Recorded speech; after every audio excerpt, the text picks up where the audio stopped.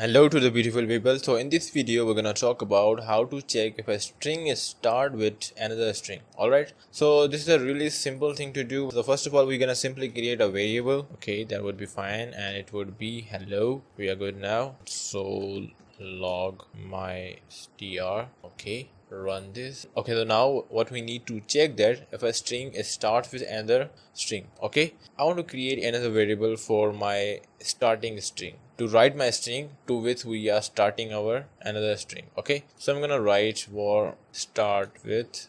Okay, it would be simply h. Now we're gonna use a function here which will simply check that if a string starts with another string. Okay, so I want to check that if my string starts with another string which is start with. Okay, so what will this method simply do here? It will simply check that if my string which is hello starts with a string which is h. So if it is true, then it will return us the true, otherwise it will return us the false. Okay, so let me just clear this and run it again, and now you can see here it is a true because my string starts with h. Okay, so if I just try to write anything else, it will be false. Okay, so this is how it works, and this is how we can check if a string starts with another string. And this is all for this video. If you really find this useful, hit the like button and subscribe to the channel, and bye bye.